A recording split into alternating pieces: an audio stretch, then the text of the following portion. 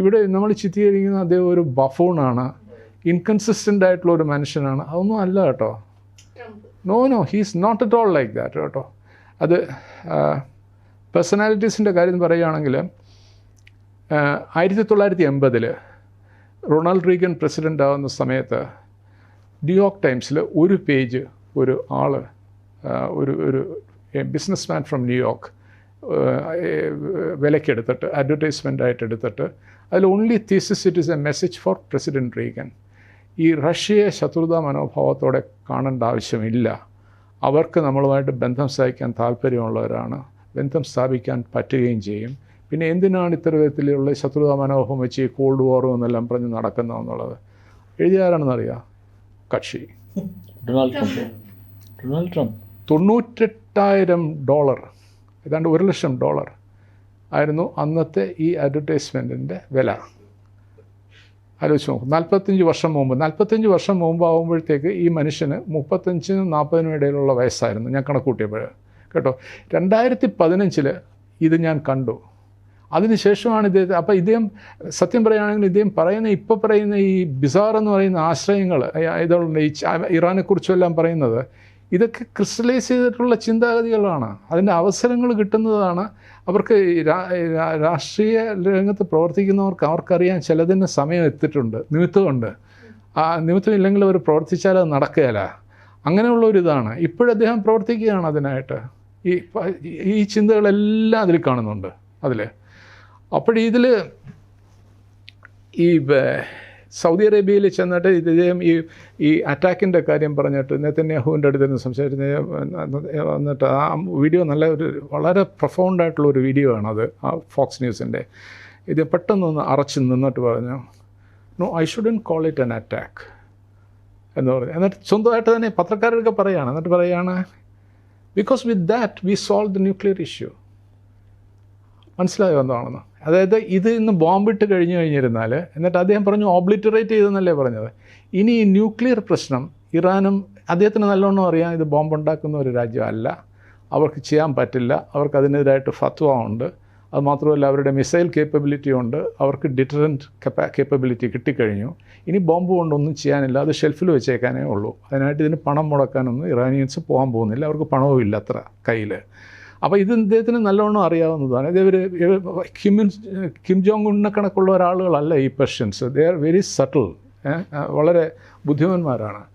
അപ്പോൾ ഇത് ട്രംപിന് നല്ലോണം അറിയാം, ഇവരത് ചെയ്യാൻ പോകുന്നില്ല. അപ്പോൾ ഈ ഇസ്രയേലീസ് ഇതിനെ കുത്തിപ്പൊക്കി കൊണ്ടുവരും കാലക്രമം, ഈ ഒരു time and again nuclear issue അതൊന്നും പറഞ്ഞ് അവിടുത്തെ വലിയ ഇതുണ്ടാക്കുക, ഈ ടെൻഷൻ പെർപെച്വേറ്റ് ചെയ്തുകൊണ്ട് പോയിക്കൊണ്ടിരിക്കുകയാണ്. കഴിഞ്ഞ ഒരു 25 വർഷമായിട്ടും ആരായിരുന്നു ചരിത്രം.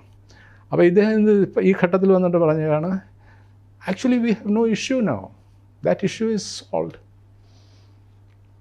ആലോചിച്ച് നോക്കൂ, ദാറ്റ് ഇഷ്യൂ ഈസ് സോൾവ്ഡ്. ഈ ന്യൂക്ലിയർ ഇഷ്യൂവിനെ ചർച്ചയില്ല. So we are actually Iranians have told us also that we should prepare a paper.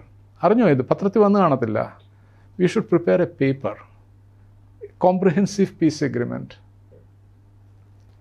അമേരിക്കയും ഇറാനും തമ്മിൽ. അപ്പോൾ എന്നിട്ട് ഞാൻ പറഞ്ഞ കണക്കുള്ള മറ്റേ ഉള്ള ഒരു നെറ്റ്വർക്ക്, അത് അതിൻ്റെ hub is fulcrum economic cooperation, trade, investment, technology transfer, connectivity. ഇതാണ് അതിൻ്റെ പില്ലേഴ്സ്, 4 പില്ലേഴ്സ്.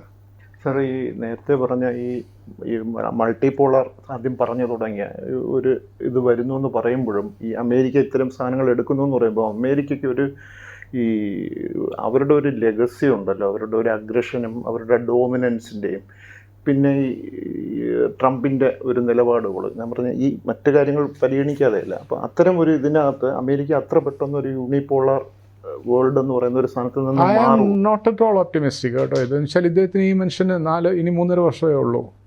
ഇത് കഴിഞ്ഞിട്ട് ഇനിയും ബൈഡൻ കണക്കുള്ള ഒരാളോട് വരികയാണെങ്കിൽ അത് what we do not realise is ഇതെല്ലാം ഒരു ഇൻട്രസ്റ്റ് ഗ്രൂപ്പ്സ് എന്ന് പറയുന്ന കണക്കാണ്. ഈ നിയോകോൺസ് എന്ന് പറയത്തില്ലേ, ഈ ലിബറൽ ഇതെല്ലാം പറയുന്നത്, ഒരു തരത്തിൽ ഐസനോവറിൻ്റെ സമയത്ത് തുടങ്ങിയതാണ്. ഐസനോവറിൻ്റെ ഫെയർവെൽ സ്പീച്ചിലാണ് ആദ്യമായിട്ടാണ് ഐസനോവർ ഈ പദം ഉപയോഗിക്കുന്നത്. മിലിറ്ററി ഇൻഡസ്ട്രിയൽ കോംപ്ലക്സ് വളരെ ഫേമസ് ആയിട്ടുള്ള ഒരു സ്പീച്ചാണ്.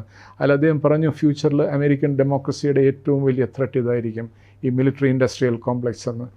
അവരുടെ ഈ ഡീപ്പ് സ്റ്റേറ്റ് എന്ന് പറയത്തില്ലേ, അതൊരു യാഥാർത്ഥ്യമാണ് സത്യത്തിൽ. അതായത് പെർമനൻ്റ് ആയിട്ടുള്ള ബ്യൂറോക്രാറ്റ്സ് എസ്റ്റാബ്ലിഷ്മെൻറ്റ്, പിന്നെ ഈ ആംസ് ഡീലേഴ്സ്, അത് വിൽക്കുന്നവർ, ഇൻ്റലിജൻസ് എസ്റ്റാബ്ലിഷ്മെൻറ്റ്, പിന്നെ അതിൻ്റെ കൂടെ ഒരു പൊളിറ്റിക്കൽ കമ്പോണൻറ്റും ഉണ്ട്. അവരുടെ ഇലക്ഷൻ എന്ന് വെച്ചാൽ വളരെ എക്സ്പെൻസീവാണ്. അതിനെ ഫ്യൂവൽ ചെയ്യുന്നത് ഇത്തരത്തിലുള്ള വാൾ സ്ട്രീറ്റിൽ ഉള്ള പ്രമാണിമാരാണ്. അതിൻ്റെ ഒരു ഘടകമാണ് ജൂയിഷ് ലോബി. ഇതൊക്കെ കൂടെയാണ് ഉള്ളത്. അപ്പം ക്ലാസിക്കലായിട്ടുള്ള ഒരു പൊളിറ്റീഷ്യന്, ക്ലാസിക്കൽ മോൾഡിലുള്ള ഒരു പൊളിറ്റീഷ്യന് ഇതിനെ വയലേറ്റ് ചെയ്താൽ സർവൈവ് ചെയ്യാൻ പറ്റില്ല. ഇപ്പോൾ ട്രംപിനെതിരായിട്ട് കണ്ടോ, ഇപ്പോൾ New York times, I read New York times every day. ന്യൂയോർക്ക് ടൈംസിൽ അദ്ദേഹത്തിന് ഫേവറബിളായിട്ട് ഒരു പീസ് പോലും ഞാൻ ഇതുവരെ കണ്ടിട്ടില്ല. അദ്ദേഹത്തെ കളിയാക്കുക, പരിഹസിക്കുന്ന ഒരു രീതിയിൽ, അദ്ദേഹത്തെ രൂക്ഷമായിട്ട് വിമർശിക്കുക, അദ്ദേഹത്തിൻ്റെ പൊളിറ്റിക്കൽ പേഴ്സണാലിറ്റിയെ ചോദ്യം ചെയ്യുക, ഇത്തരത്തിലുള്ള കാര്യങ്ങളാണ് അതിൽ വരുന്നത് മുഴുവനും. CNN is also mostly like that. അപ്പോൾ അതൊക്കെ മറ്റവരുടെ ആയിട്ട് ഈ നിയോകോൺ ലിബറൽ ഗ്ലോബലിസ്റ്റ് ആ ഒരു ആക്സിസിൽ ഉള്ളതാണ് ഈ സംഗതികൾ. ഇദ്ദേഹത്തിൻ്റെ കണക്കുള്ള ഇപ്പോൾ ഇദ്ദേഹം വലതുപക്ഷ ചിന്താഗതിക്കാരനാണെന്നുള്ളത് നമുക്ക് നല്ലോണം അറിയാമല്ലോ. പക്ഷേ see the coalition he has built up. He has built up a coalition which is very contradictory. Working class അതിൻ്റെ ഒരു ഭാഗമാണ്, മിഡിൽ ക്ലാസ്സും അതിൻ്റെ ഒരു ഭാഗമാണ്. അവർക്കൊക്കെ ഡിഫറെൻ്റ് ആയിട്ട് ഇദ്ദേഹം ഇത് ചെയ്തു. അപ്പോൾ it's a kind of a rainbow coalition. അത് പ്രവർത്തിക്കണമെങ്കിൽ ഒരു ട്രംപ് തന്നെ വേണം. അതാണ് അതിലൊരു കാര്യം. ആൻഡ് 2004 തൊട്ട് 2017 വരെ അദ്ദേഹം അപ്രൻറ്റീസ് എന്നുള്ള റിയാലിറ്റി ഷോ നടത്തി. എന്താണെന്ന് വെച്ചിരുന്നാൽ ഓരോതിലും സെഗ്മെൻറ്റിലും ജയിക്കുന്ന കക്ഷിക്ക് അദ്ദേഹം $2.5 ലക്ഷം കൊടുക്കും. എന്നിട്ട് ഒരു വർഷം കൊടുക്കും. ആ മനുഷ്യൻ ഇദ്ദേഹത്തിൻ്റെ ഒരു ഇൻഡസ്ട്രിയും കൊടുക്കും. അത് നല്ല രീതിയിലെടുക്കാൻ ബിസിനസ്മെന് മാത്രമായിട്ടുള്ള ഒരു പ്രോഗ്രാമാണ്. അടുത്ത വർഷം വീണ്ടും അവർ അതിൽ വരും, ആ പ്രോഗ്രാമിൽ വരും, അതിൽ റിസൾട്ട് വെച്ചുകൊണ്ട് അങ്ങനത്തെ. It is absolutely a fantastic success in America. അമേരിക്കയുടെ ഇതിൽ that winning streak is a very mesmerising thought for an ordinary American. ഇതേത്തുള്ള 2008 ഈ മനുഷ്യന് $900 മില്യൺ കടത്തിലായിരുന്നു. $900 മില്യൺ കടത്തിലായിരുന്നു. അദ്ദേഹത്തിൻ്റെ എല്ലാ കമ്പനികളും കസീനോസും ബാങ്ക്രപ്സി ഡിക്ലെയർ ചെയ്തു. ട്രംപ് തീർന്നു 2008 ആയപ്പോഴത്തേക്ക്.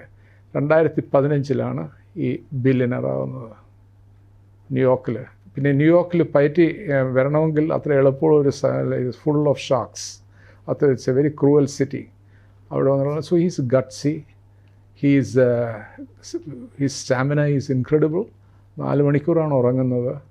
And he's a deal maker. He's got it in his blood to be a deal maker.